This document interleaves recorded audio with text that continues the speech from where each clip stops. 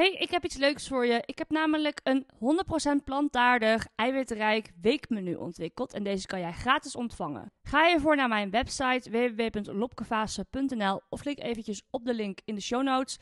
Scroll een klein stukje naar beneden en laat daar eventjes je voornaam en je e-mailadres achter. Ga naar je mailbox om je e-mailadres te bevestigen. Let op, deze kan in de spambox belanden. En vervolgens ontvang je helemaal gratis het weekmenu in je mail. Iedere dag bevat minimaal 90 gram eiwit en de recepten zijn makkelijk te maken met ingrediënten die je gewoon kan kopen in de normale supermarkt. Dus geniet van 21 plantaardige recepten en tag me zeker even op social media als je iets hebt gemaakt. Hi, ik ben lobkefaasen en ik ben diëtist. Mijn expertise ligt in volwaardig plantaardig eten en duurzame voedselkeuzes maken. En al jaren coach ik mensen naar een leven waarin ze door meer plantaardig te eten een betere gezondheid krijgen. Met een gezond gewicht, meer energie en het belangrijkste als je het mij vraagt, meer zelfvertrouwen. Of je nou al jaren plantaardig eet, zoekende bent in de wereld van voeding en gezondheid. Of gewoon nieuwsgierig bent naar wat een voedingspatroon met meer plantaardige voeding voor jou kan doen. Welkom bij mijn podcast, waarin ik je meeneem in mijn groene gezondheidsmissie door je te informeren en inspireren over een gezonde leefstijl. Je na te laten denken over duurzaamheid en je te helpen in je persoonlijke groei.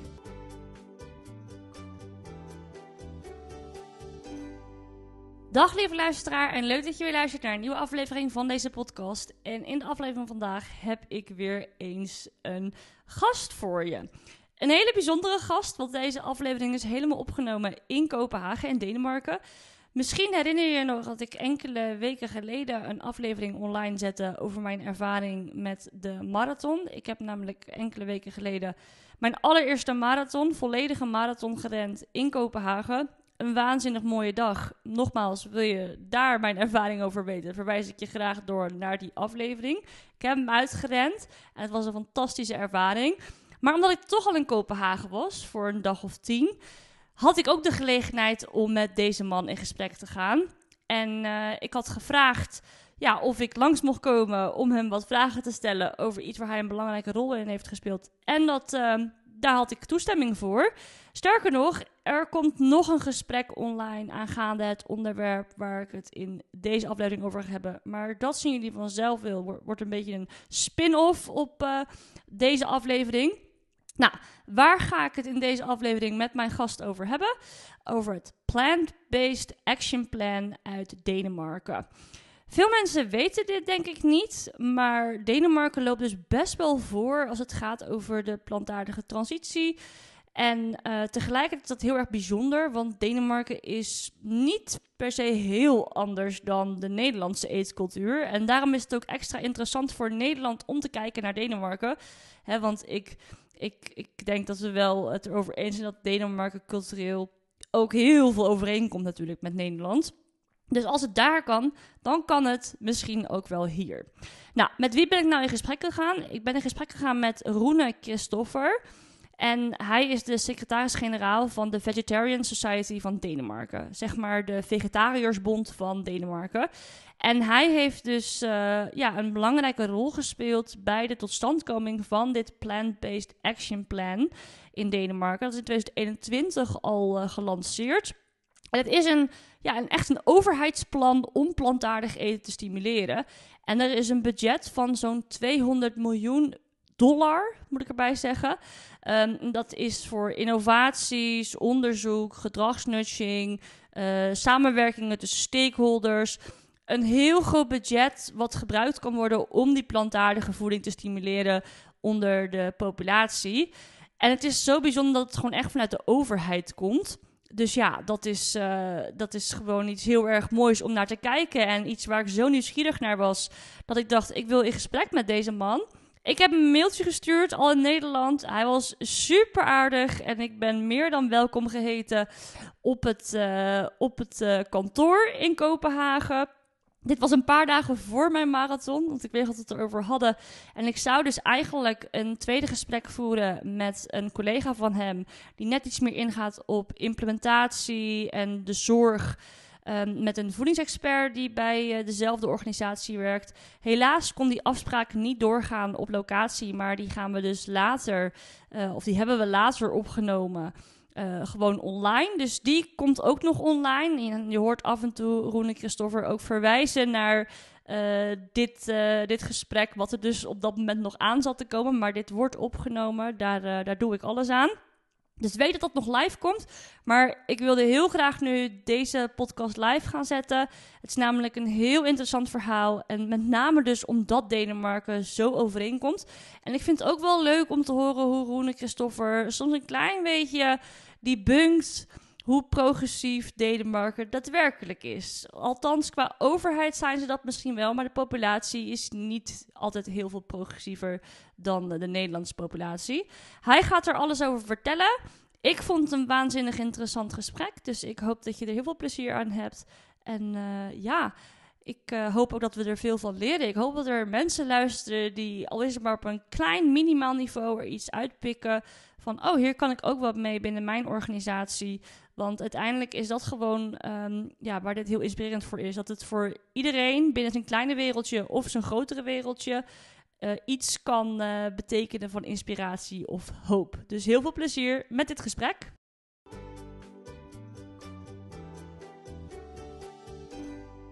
Well, thank you very much for inviting me. I'm so happy to speak to you.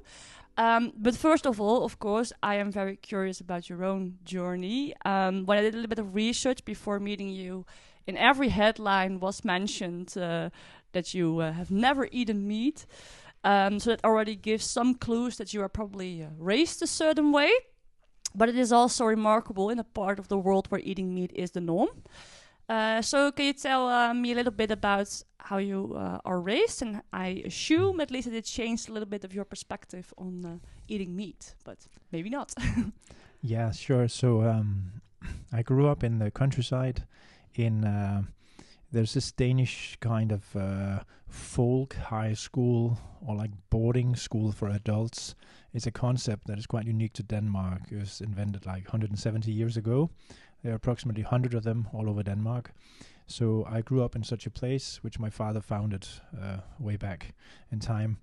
And so there were all sorts of people coming to attend courses about psychology or philosophy or politics or religion or arts. And then a decision was made many decades back that the food to be served would be vegetarian. So that means that I grew up in a place with lots of delicious, absolutely delicious vegetarian food. Already jealous of that youth. Yeah. That's, I think, also why I usually say that's why I've grown to become more than 2 meters tall with all the good, healthy plants. Yeah. So definitely no lack of protein or anything No. else for me. And my mother actually, she was leading the kitchen there also at some point, and that's how she met my father. So my mother was also, a leader of a chef in the kitchen. So I've really grown up with really delicious plant-based food, and that means that I'm just feel very fortunate. It was a gift I've been given by my parents. And you already saw it like that when you were young, or? Yeah, really. I just thought this was delicious, and then I felt that, other foods, they were not food. Oh, really? For me, at least, and So when I was a child, I felt, that's the interesting thing. When I was a child, I did feel it was because of the animals, and the animals are our friends. We should not harm them. But later I realized that, this is a gift from my parents, just like all parents make decisions for their children. And in the same way, my parents also did it. My mother, she originally became vegetarian when she was young because of some urinary tract infection, some bladder infection. So she, so that was for health reasons. That happened when she was young, 20 years old. She read a book about the health effects of a raw food diet, which she later turned into a vegetarian diet. And this is 50 years ago, right? Yeah. So health through my mother, maybe some slightly even philosophical, spiritual aspects from my father's side. But then as a child, I felt it was for the animals, but there was just a feeling I had. But eventually, when I became an adult, what really motivated me to become active in the movement more professionally, that was the environmental arguments. So about how do we feed the world sustainably and reach climate targets and stop the species from going extinct. That was actually what motivated me as an adult. So all the reasons are somehow combined in me, but ultimately as it is with anyone else, habit growing into something, especially when you're not being oppressed or forced. For me, it was just something beautiful, something positive. Yeah. So there was never any rebellion or resistance. And you were in an environment with the school of children that all did the same. I just heard. So never someone was like, "Oh, do you ever miss it?" Or So the place I grew up was a boarding school, for adults. So that was adults, but I went to another nearby school where it was also it was normal but they were not. It was never an issue. People did not make an issue out of it. It was actually only when I became a teenager, starting meeting the outer world a bit more, when I when you sometimes encounter yourself in situations where the choice of food is quite bad. But for me, it was never a question. Yeah, wow, wonderful. Like I said, I wish I had that youth. And now you work for the Vegetarian Society of Denmark. And can you tell us a little bit more about this organization? Since when does it exist? What do they do? And I don't know if there are any other vegetarian organizations in Denmark, but if so, what makes this organization different from others? So we are from 1896. So really old, and definitely one of the oldest in the world. Yeah. There's the one from the United Kingdom from 1847. The one from Germany is from the 1880s, I think. The Dutch one is approximately the same time. I think maybe 1894, I think. Wow. When I visited Vegetariansbond in the Netherlands. Oh, yeah. That's our old sister organization. And the German one, that used to be Vegetariabund Deutschland, they later became Pro-Veg. So some of these organizations... We also have Pro-Veg in the Netherlands. Yeah. But that's more recent, though. The Pro-Veg in Germany is the original old organization, and so Vegetariansbond in the Netherlands, and the same here. And they were all originated at that time, 1890s or so, where there was a lot of people were curious about, healthy diets, pure diets. Animal ethics was also part of it, but it was quite health focused, as far as I know historically. Ours was founded by doctors. Oh, really? So our first leader was a doctor in 1896. Oh. So that was also very progressive then for that time. Definitely. And also you should say in that time, because meat is often, especially in that time, was more like for wealthy people. What was their work? They were just for the rich. I guess at that time still Danish agriculture was still developing and expanding. I think it was a bit later that they discovered, how to breed the pigs longer, so with an extra rib, so they could get more meat out of them, and that was a Danish innovation. So, not very. That's a Danish, really? Yeah, that's not something to be proud of. Yeah, sorry about that. But the thing is, at the same time, actually, during the First World War, there was this Danish doctor called Mikkel Hinhed. So he had been writing, he said generally people are exaggerating the need for animal foods and protein. It's much simpler than that. So he recommended a diet based on a lot of, grains like rye bread, vegetables, and he even made an experiment having a person live just on, I think, on potatoes and butter or something for a year. Mm-hmm. Surely some deficiencies would be there at some point. But within that 1 year, apparently he was doing pretty well. Okay. But anyway, this guy was also the leader of the health science of the Danish government at that time. Mm. So what happened was actually that during the First World War, he was recommending to save resources during the war. When you're in a war situation, you cannot just waste food like that, waste resources. So the Danish government reduced the cattle production by approximately 1/3, and the pig production was reduced to just 20%. Oh. To save the grain to get it to humans instead of sending it through animals. Oh. And it's a long story, but part of the history books, if you look into them, would actually show that Germany had serious issues feeding itself during the First World War. So when you're in a war situation, you definitely should focus on feeding humans first instead of just wasting your grains. And I think some of us are trying to activate this debate again now, where people are very concerned about geopolitics and food security and population growth. That's a good argument. So it's becoming relevant again. And you can even say I remember when the war in Ukraine and Russia, there was a moment there was like the first ships were leaving for grains or something, and it was not going to people, it was going to animals. I remember. Yeah. Yes, so much. Nothing learned. No. Still, there's I agree. We have to learn a lot from the First World War, even the Second World War. Actually, there's also that's a longer story. We have to take that another day. Let's not go that way. But just to say that Denmark does have an interesting precedent, where actually the government planned to shift the production towards plants for human consumption. Yeah. Okay. 100 years ago. And what does this organization do today? So now our organization today, what actually you can say is around 25 years ago, Anima emerged in Denmark. They've later grown and merged with some other organizations to be a quite influential animal rights, animal welfare organization in many countries in Europe, Eastern Europe, but also Denmark. So you could say the more vegan part of the movement, the more animal rights part. There was someone before that back in the 70s, a small organization, but they became more active around 2000.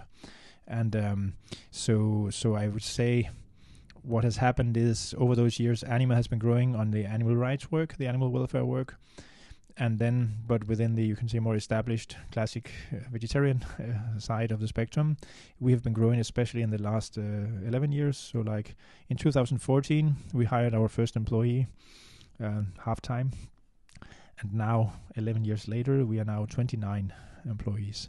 Nice. So we have become a mature, professional I read plant-based 22, organization. so it's already expanding and expanding. Keeps growing, yes. That's good.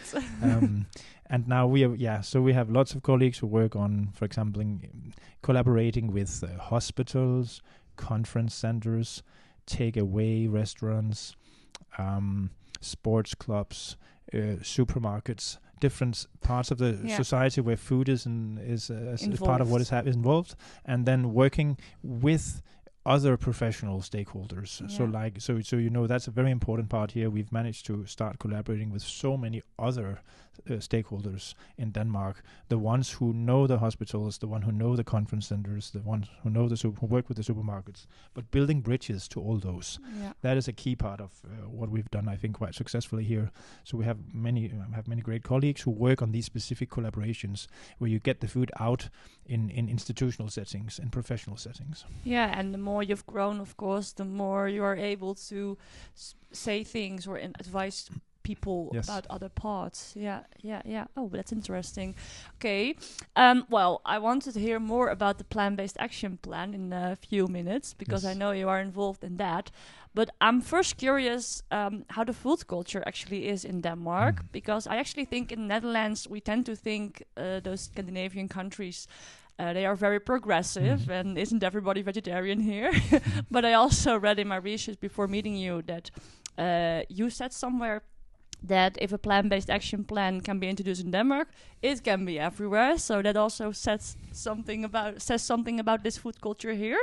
So can you tell a little bit how the population eats here in Denmark, or maybe just what you export? And I think that's an important question, because sometimes people they have this too idealized image of Denmark as being, you know, like most of us think, wow, Bhutan, you know, this peaceful kingdom of heaven in the Himalayas where everything is perfect and it's about gross national happiness, not gross gross national products. You know, it's about happiness, not about the economics. But Denmark is not like that. We have definitely things that are great, where Denmark is doing great on, you can say, wind power, for example.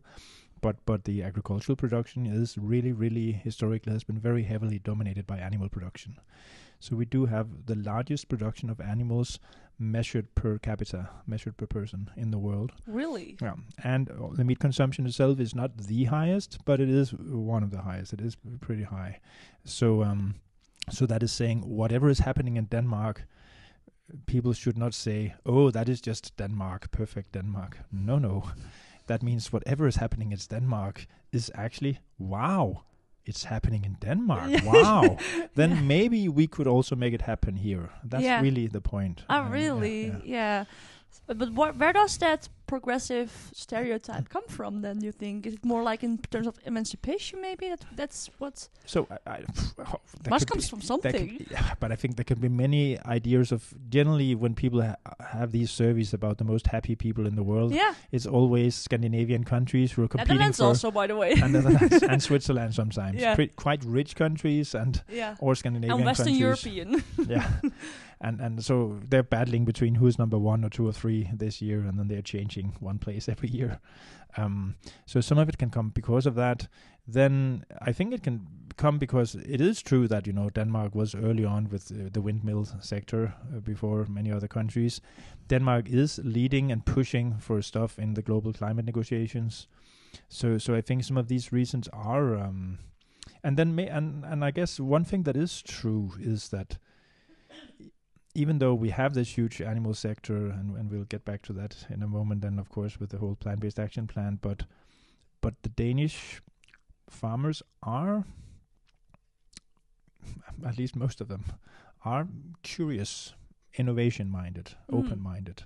So, or maybe something in Denmark, I think, not just in Denmark, but it also happens in other countries. But there is something that in Denmark we are quite good at. Even though we disagree, and we can, have fights or public discussions over things, we can still manage to find some compromises and solutions. And that's, I'm not saying that it's only happening in Denmark, it happens in other countries too, but it is something that we are somehow good at, agreeing about disagreeing. Meaning that, and even that goes for us, you might want to return to that later, but one example is that we have had this collaboration with the Danish Farmers Association, which represents Danish Crown and Arla, the big animal producers. They invited us to make a joint strategy for plant-based foods 5 years ago. We still today have collaboration with them about plant-based foods. But in between this, we had a lawsuit. We sued Danish Crown together with the climate movement for greenwashing because they were claiming the Danish pigs were climate controlled. We won that lawsuit at the Supreme Court. And they were clearly not happy about that. And also the Farmers Association was not happy about it. But we tried to make that lawsuit in a respectful tone. I don't know, this can sound strange for people. Yeah. But there's something about, even when we felt this has to be tested by the courts, we think they've broken the law, and it was true. We won later. Mm-hmm. But there's still you can still do that with a style where you're not too aggressive. Yeah. And when you're somehow indicating, we also understand Danish farmers are in a difficult situation. We want transformation of Danish agriculture. We're not against farmers. We're not against agriculture. So I think there's a certain way of you can communicate when you disagree and be honest about that there is a conflict. Yeah. But still be it in a understanding and friendly way where people feel you're somehow sincere about your intentions. Yeah, maybe also being very rational, not emotional about things, and just these artifacts. Yeah, and back to the meat consumption in Denmark, because that was quite high, and is it still rising, or is there a decline? Yeah, so the data are really contradictory or complex here. Overall data are showing a small decline over time, over the years, and over the years that does become quite a decline. It's a bit tricky sometimes, the decline in total consumption, because the population is also rising a bit. Oh. So there might be a mix of that we are getting more people, so that's why the overall sales are not falling a lot. But each person is eating a bit less, and some younger people and people, usually also more women and people with a little higher educations, they are reducing their meat consumption, eating more plants. But maybe it seems like there are some other people out there who still keep increasing their meat consumption.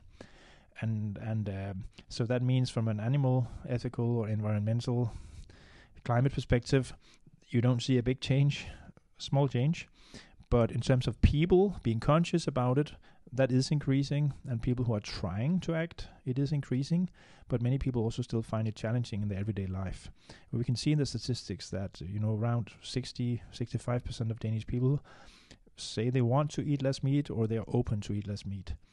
But the people who are actually really doing it is 20% approximately. And complete vegetarians is only 3%, but that's not the point. No, flexitarians are an important group, but still only 20%. So the difference between the 60% or 65% who want to and the 20% who are actually doing it, that is the gap where we believe the whole thing about nudging, plant-based defaults, institutional settings like hospitals, conference centers, developing better products in the supermarkets, training the chefs.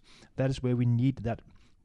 I usually say we need professional help to build a bridge over the gap from the 20 and up to the 60. Yeah.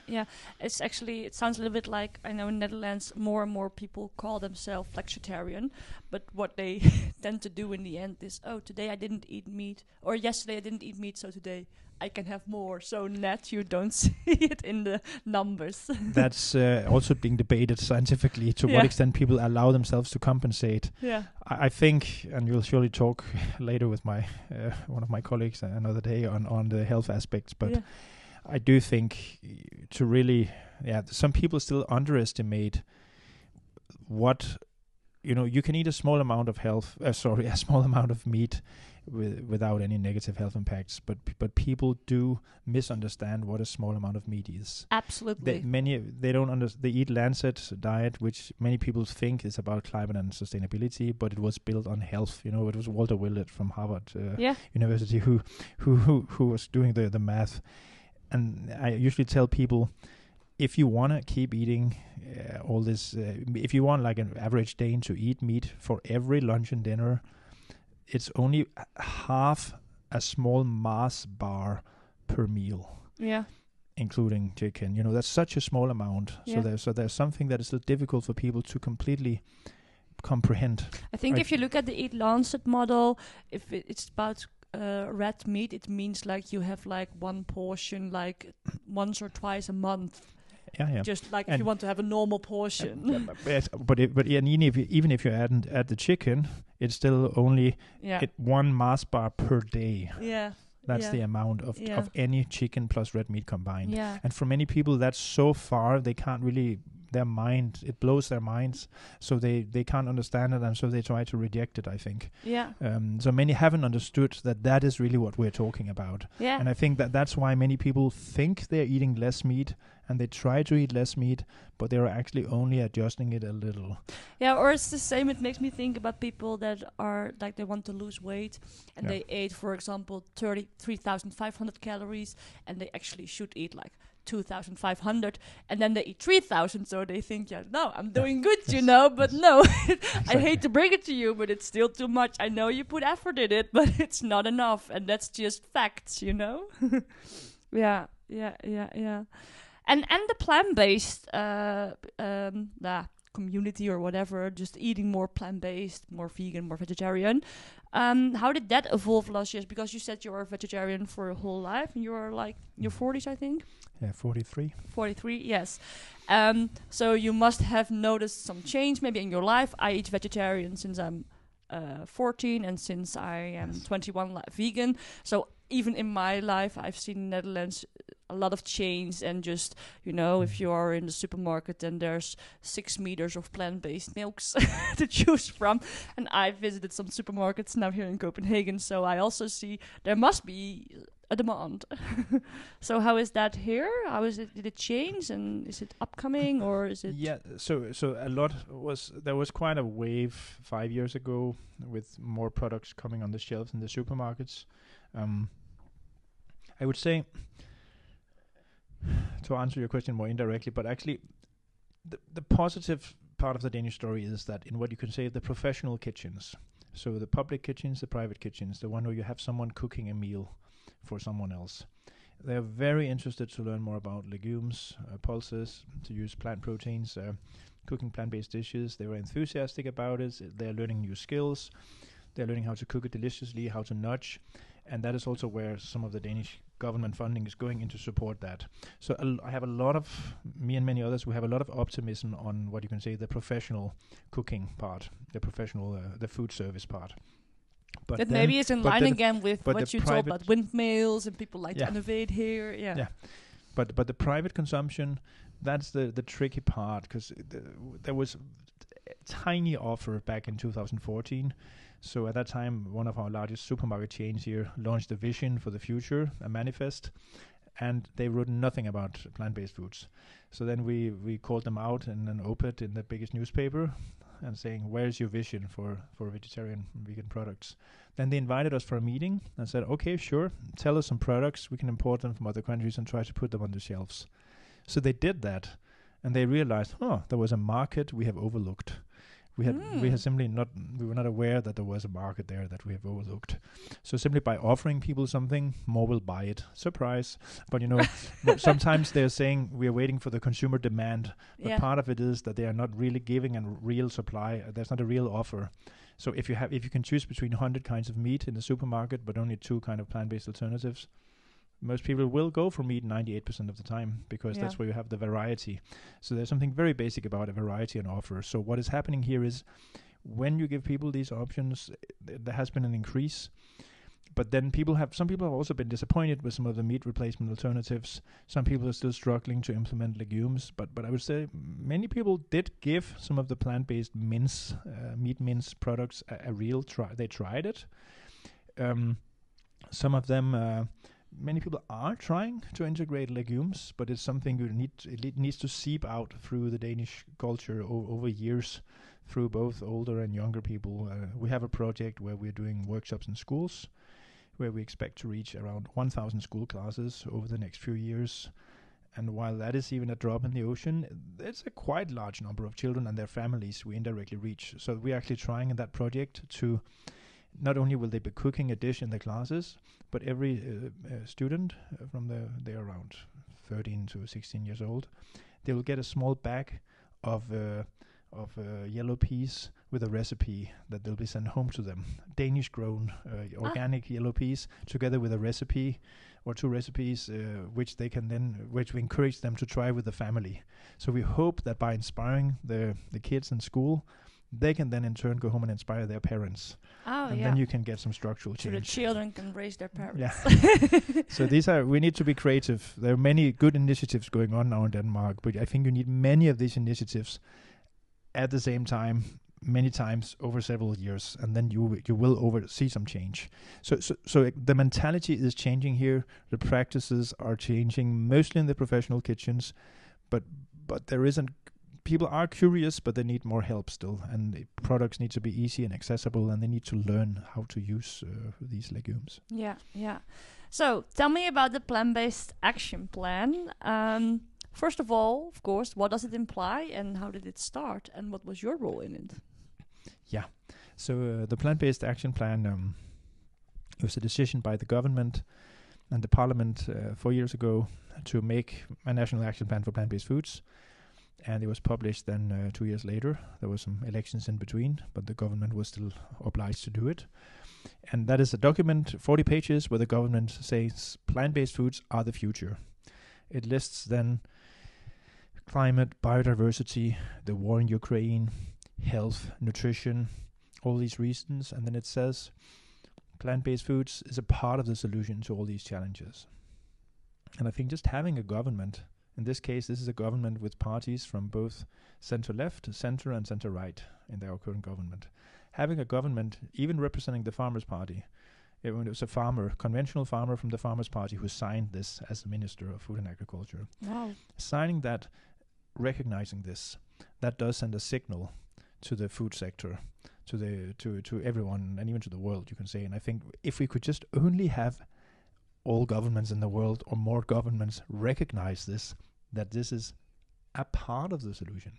We're not claiming that we can just, fix everything, but that it's part of the solution. That fundamental recognition is really important. And then the action plan then goes on to list a lot of initiatives that the government has undertaken or would like to undertake. There are no quantitative targets, unfortunately. So there's nothing where we can really measure. We can measure it with a yes or a no. It's more like an ambition. Yeah. Has the government done this? Yes or no? Yes or no. We can do that. But there's unfortunately not like 50,000 hectares or exporting for 10 billion or something. We wanted that. Many stakeholders wanted this to happen, but they did not include that. But then together with the action plan, and that's the most important part, is there is this plant-based food grant. with the value of 170 million euros now of funding. And every year there's a funding round with approximately 25-30 million euros where you can send in applications.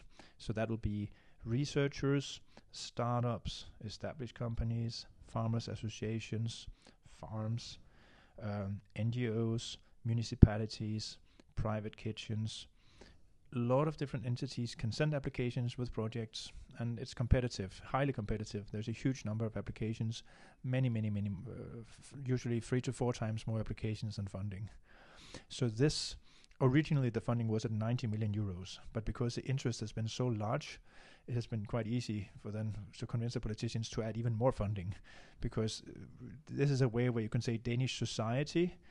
So again, farming groups, researchers, startups, NGOs, kitchens are showing, hey, we can do something great with this money. And that is encouraging for the government to then add more funding. So you can also say this is compared to the Netherlands, which technically did the right thing in the deal to decide to cut the production of animals by 30%.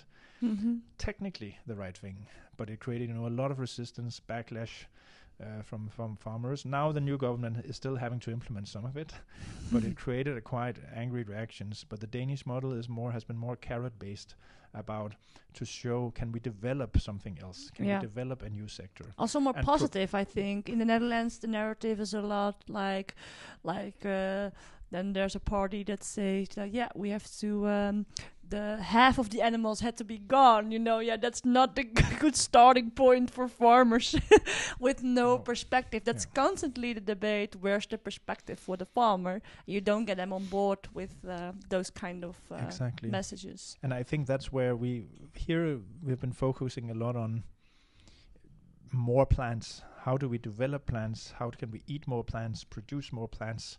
So that's a more positive way of framing it. People can put their visions and inspiration into it. And then by having this funding where you can actually do something, it's not just saying we want more plants, but you can actually implement more plants by getting funding. Some of the examples, the things that have been granted so far includes the school educating chefs. That the old education is really meat heavy. They have the curriculum for that education, the book. Oh my God, it's like gave you a heart attack when you saw it. No, but 70 exact. Yeah. And when you eat it, I'm afraid. But 70 pages of meat recipes and 2 pages of plant protein recipes. So if you go to exam, if you want to pass it, you really have to know the stuff about meat, because otherwise most likely you will fail. But you don't need necessarily to know that much about plants in order to pass the exam. But then they applied for funding to develop an alternative chef degree with a separate curriculum, which is specialized in plants. For 2.5 years, they're getting trained in plant-based cuisine. And they got funding for this. And so they started this new education. And what is happening is now they're actually, not only are they getting many applications for students who will start there, but they actually get a different profile of the students. The students are a few years older. They're more females. So they're actually getting a more diverse study environment at the school, which is great for the school, because it has also been suffering a bit from what is the reputation of the school when there's very male and very so there's some advantages from a more broader societal perspective, that they get more diverse crowd attending it. The farmer schools also applied for funding and got some funding to update their curriculum and even to integrate more legumes in the food being served for the young farmers at the schools. Wow. That's why, so the young farmers can also taste what they're being encouraged to grow, and startups receiving funding to develop fermentation-based, healthier profiles of meat imitations. A lot of stuff at hospitals again. So there's really a lot of great stuff being made possible with the funding, and I do think that's an important conversation in any country. We really need the carrot. This will cost money. You cannot do a huge... The required transition of the food system is a big, major challenge for the world, and it will cost money. So we need to allocate money for that. Yeah. Yeah. And you mentioned the farmers because you got the farmers on board, but how did you do that? Because I've heard the dairy and the pork industry indeed are pretty big here in Denmark. Yeah, so there are many stakeholders who have played their role here in this. I will say there are many. Excuse me. No problem.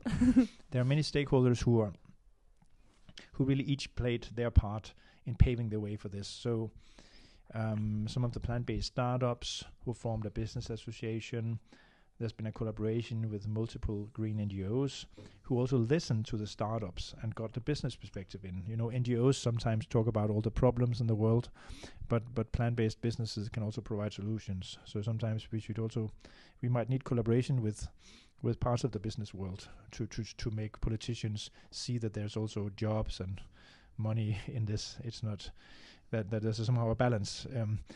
But also, but with the farmers, to reach out to the farmers, this was a process over years. But it is my impression that it mattered that you need to build trust, and you build trust by not attacking the farmers, by not telling them they're wrong. You can be say, you know, there are certain scientific facts here. In order to feed the world and reach climate targets, we need a major transition. You can say that without attacking the farmers. You can say, I'm not telling you to quit your job. I'm not telling you to make your decision. I've been attending multiple farmer schools, debates. Imagine me coming there as a vegetarian guy and then 300 farmers in the room. And the wonderful experience I had once, at one of these places was in the break. In that debate, I went down to some of the younger farmers who said, hey, we've been writing some notes to each other about you, that you were the positive surprise of today. Oh, really? Yeah. Oh, that's the best compliment. That's really, I felt, wow, that's really, I was happy about that. And that was on a school, you said? A farmer school, yeah, but like a boarding probably school. also a little bit younger people, I assume. Yeah. They're maybe a little bit more debatable than like you have very conservative, older. Definitely. The younger farmers are more open both here and in other countries as well. Yeah. But it does matter that when one of them asked, I'm studying to become a pig producer now, like my father. What do you want me to do? Yeah. And then I don't tell her or him. It was a man, I think. Yeah. I don't tell him to stop doing that. I don't try to say I know what is best for him. I just explain you should do what you feel is right for you. But I think overall, amongst all of you, I do think more of you should consider moving into this other. That's a way to talk about it. Where I'm also in terms of job perspective. Yes. I mean, it's a dying industry in the end. I think it may be extended a little bit, but some of them are definitely getting, more curious and concerned about the future, and also considering moving into other forms of production. Because is it also here in Denmark, I think it is, because Europe, that they can exist because subsidies and, that it's not just what they earn, it's because of subsidies they still exist. Yeah. That's not really a good business model. No, but I think the tricky thing about the subsidies, though, is that, subsidies as such, without the subsidies, a lot of Europe wouldn't produce food, and then we would be depending on importing from other parts of the world, and that's tricky for many reasons. It's not that I'm against. It's great to import certain products from parts of the world, but importing most of the food from other countries is maybe not a good idea either. I think it's good to have some local production. So we might need subsidies for that, simply because our salaries are so high in the, especially in Northern Europe. So we will lose completely competition-wise. There will be no production left. So I do think some subsidies might be meaningful. The problem is that the subsidies are mostly incentivizing animal production. Yeah. The subsidies are given to grow anything, which means that feed for animals becomes artificially cheap. And then you can afford to put all that artificially cheap feed into the animals. Plus, we even subsidize the meat production itself, and there are all sorts of other advantages. So, and the animal sector is not paying, the polluter principle is not being applied. So I do think we need to subsidize food production, but it should be subsidizing mostly plant production for humans. Yeah. And I also think that it's more profitable if you have more intensive way of, and then the animal welfare component, of course, comes to place. Exactly. Yeah. Was the action plan mainly for environmental reasons, or was health also taken into account? with the plan? So the decision to make it was part of a broader environmental climate deal, but which was also about the future of agriculture and jobs and employment and economics. But then in the actual action plan itself, as I mentioned, nutrition and health is mentioned, and the plant-based food grant clearly puts health as a big part of the argument into it. And I also think that's a good point, because if you there are very big public health expenses in most countries in the world today, but especially countries with high amounts of animal production. It is very expensive with heart disease, diabetes, and certain forms of cancer. So these, it's expensive for the public. It's a burden for the public health system, and this is a great way. It's a cheap way to reduce some of to reduce some of that burden. Yeah. That's a really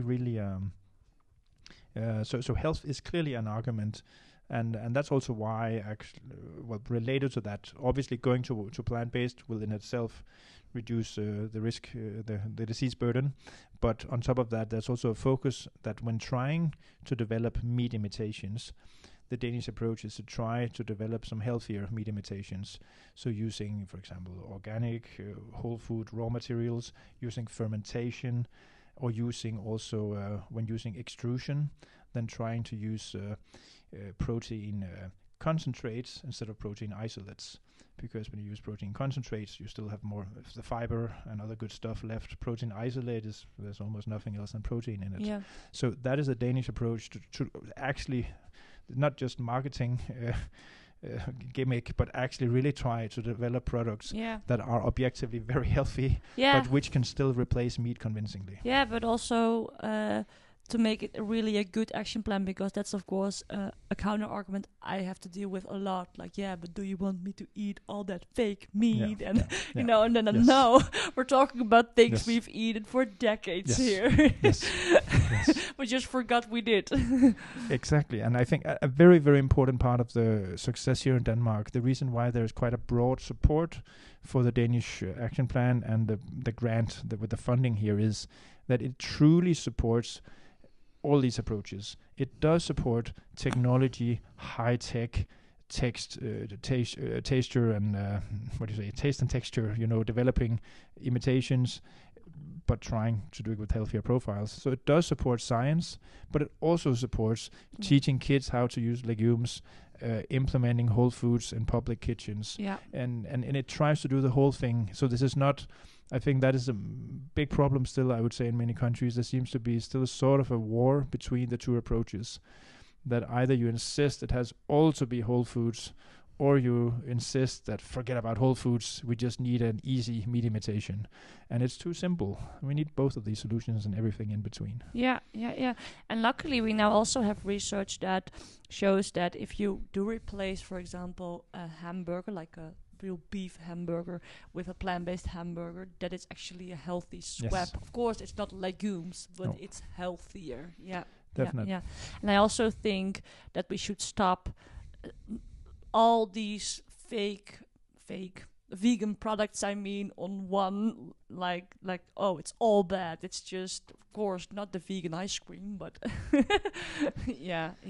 And maybe a little bit of a silly question, but what does the Danish consumer notice about this action plan, like on a daily basis? Did they? Because if I walk the streets, it's just like Netherlands. Yeah. So I think part of the approach is also not to have a big public debate where people fight each other over this, but just, to integrate things in the daily lives. So like, for example, one of the projects supported by the funding recently was a campaign coordinated between all the supermarkets and the Danish Consumer Council. So they published one recipe, a bean burrito, and then they made that recipe and the ingredients for it very easily available in all supermarkets at the same time in the country. So then you try to make that recipe something that at least some percentage of the population get to know as an easy, family-friendly recipe. So I think that became very visible for many people. Of course, I'm curious to know what will the data show later, how many tried it, how many liked it, how many have integrated into their repertoire of dishes half a year later. That would be interesting to know. But people do meet some of it, but more in concrete projects, concrete things, concrete meals that are being served. Yeah. But I think we should not spend too much time making it a bit argument about people. We should be very practical. Yeah. Okay. Well, finally, I know a lot of people who listen to this podcast have just a normal life. You know, they have a family, they work. Not everybody's, of course, leading a vegetarian organization, but I do believe that everybody can make way more impact than they think they can, and just that small things can lead to big changes. So given what you learned from this big thing you worked on, can you maybe provide the listener, I know a lot of people work in healthcare, can you give them some lessons you learned from this whole process, lessons they can use in their own life, maybe if they want to make an impact in their work, or maybe some other club? Because what I notice, people are always a little bit afraid to speak up, and then everybody is sitting on the table, like we're sitting here on the table right now, and there's like a meeting, and maybe one person is completely against something, but like maybe 5 people in the meeting are actually, they are for it, but nobody says it, so everybody thinks they are against it. So yeah, maybe you have some tips or. So I do think we can get quite far with on one hand insisting on science and data and truth, you know, that there's very strong, you know, there's always people who are trying to create confusion about what nutritional science says. We need more research. What is the evidence? Yeah, we need more research. And also who are, for example, not understanding, you know, the Adventist health studies are extremely strong and powerful.